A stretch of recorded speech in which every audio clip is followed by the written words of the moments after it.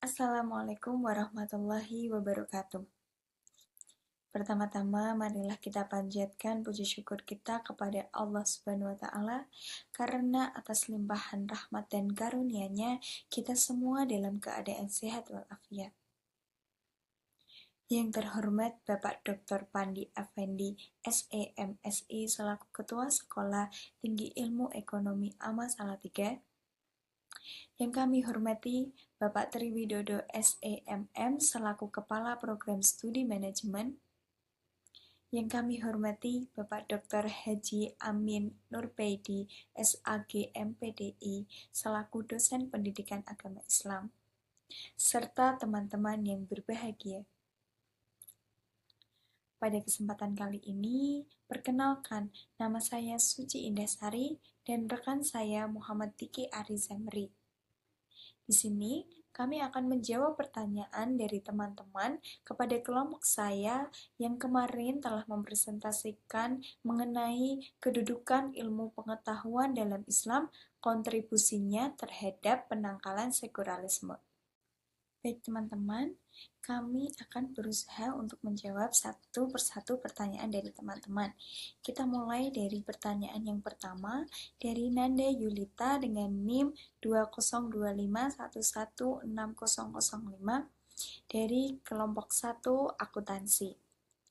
Pertanyaannya, apa tujuan agama Islam diturunkan setelah agama lain diturunkan terlebih dahulu? Terima kasih atas pertanyaan yang telah diberikan. Tujuan agama Islam diturunkan setelah agama-agama sebelumnya adalah yaitu untuk menyempurnakan dan menyelaraskan wahyu-wahyu yang telah diturunkan sebelumnya, serta membawa petunjuk yang lebih lengkap bagi umat manusia. Selanjutnya, untuk pertanyaan yang kedua, yaitu dari Salsa Rosa dengan NIM 2025116004 dari kelompok 2 akuntansi. Pertanyaannya, bagaimana peran ilmu pengetahuan dalam membentuk kesadaran bahwa rasionalitas dan religius bukan hal yang saling bertentangan, melainkan saling menguatkan dalam sekularisme? Terima kasih atas pertanyaan yang telah diberikan. Ilmu pengetahuan berperan penting dalam menunjukkan bahwa rasionalitas dan religiusitas tidak saling bertentangan. Dalam Islam, penggunaan akal justru diperintahkan untuk memahami tanda-tanda kebesaran Allah. Melalui ilmu pengetahuan, manusia menyadari bahwa keteraturan alam semesta menunjukkan adanya Tuhan yang Maha Esa. Hal ini memperkuat keimanan.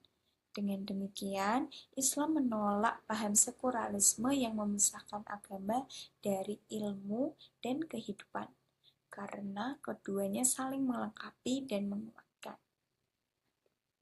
Pertanyaan yang ketiga, dari Hifya Widya Tabiati dengan NIM 2025112046 dari kelompok 10 manajemen.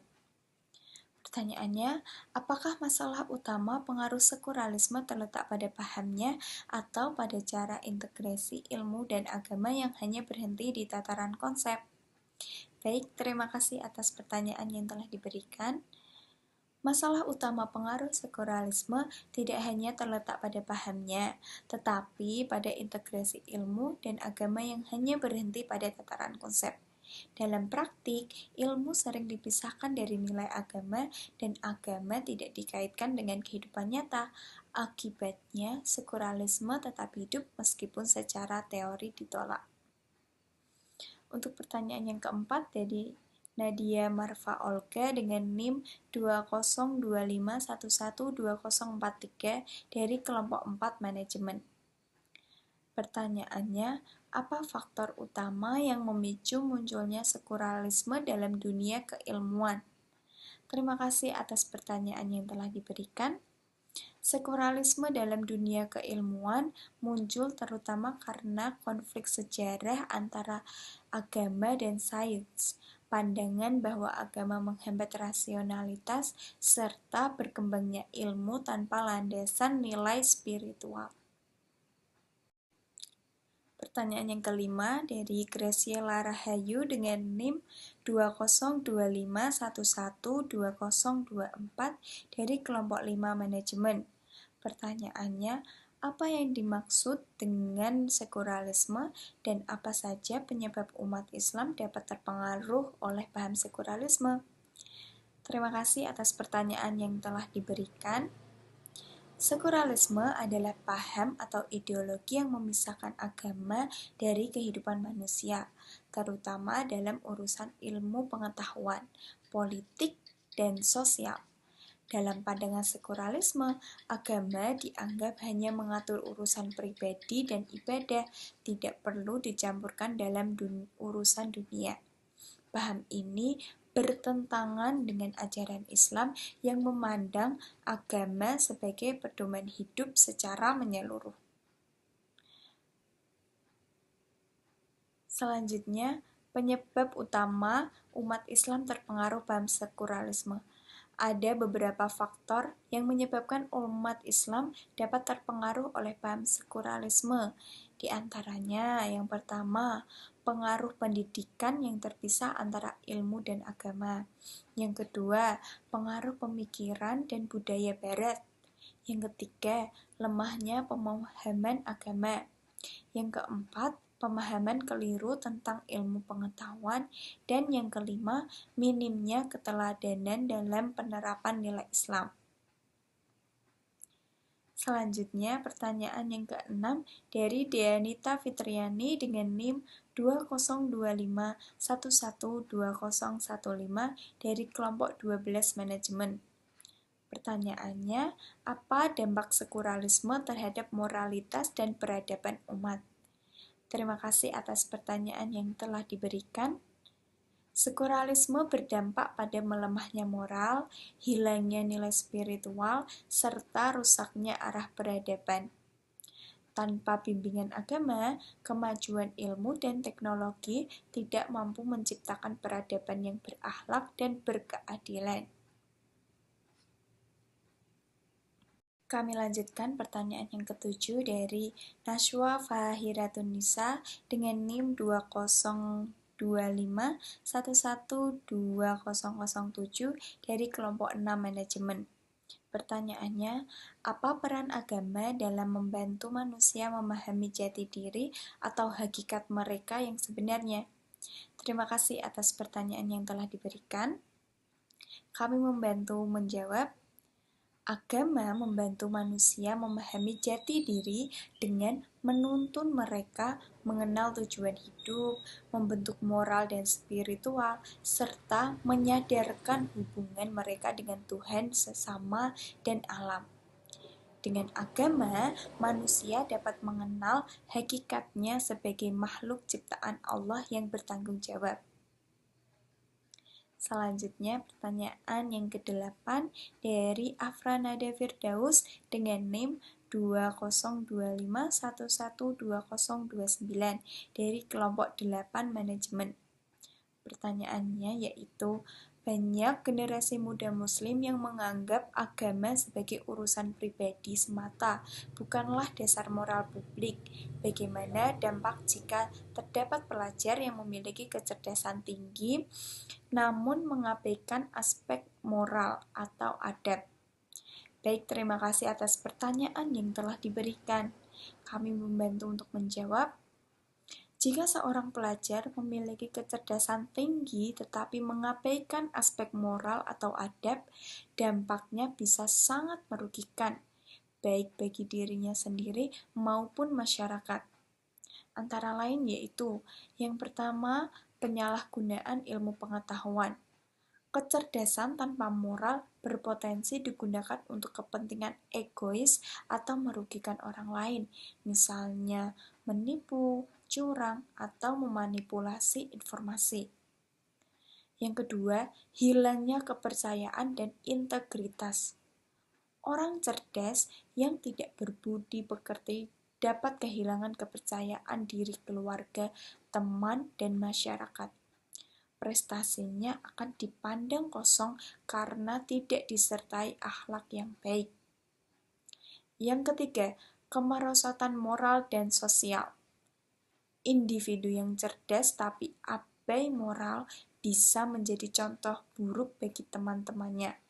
Jika fenomena ini menyebar, masyarakat bisa kehilangan nilai etika dan solidaritas sosial. Yang keempat, kesuksesan tanpa kebahagiaan sejati. Kecerdasan duniawi tidak menjamin kebahagiaan jika hati dan perilaku tidak selaras dengan nilai moral. Individu bisa menjadi pintar tetapi gelisah, serakah, atau tidak memiliki tujuan hidup yang bermakna.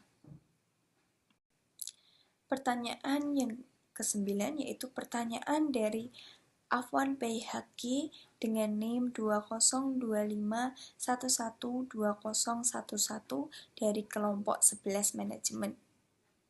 Pertanyaannya, apa faktor utama yang mendorong pesatnya kemajuan peradaban Islam pada masa keemasannya atau Golden Age? Terima kasih atas pertanyaan yang telah diberikan. Pesatnya kemajuan peradaban Islam pada masa Golden Age dipicu oleh dorongan agama untuk menuntut ilmu, dukungan pemerintah, keterbukaan terhadap ilmu dan peradaban lain, integrasi ilmu dan nilai agama, serta stabilitas politik dan ekonomi. Selanjutnya, pertanyaan yang ke-10. Pertanyaan dari Lana Angger Prasetya dengan NIM 2025112017 dari kelompok 1 manajemen. Pertanyaannya, apa dampak sekuralisme terhadap moral manusia? Terima kasih atas pertanyaan yang telah diberikan. Dampak sekuralisme terhadap moral manusia yang pertama yaitu kemerosotan moralitas. Sekuralisme memisahkan agama dari kehidupan sehingga manusia cenderung menentukan benar atau salah hanya berdasarkan kepentingan diri sendiri, bukan nilai moral universal. Yang kedua, dampaknya yaitu hilangnya pedoman etika.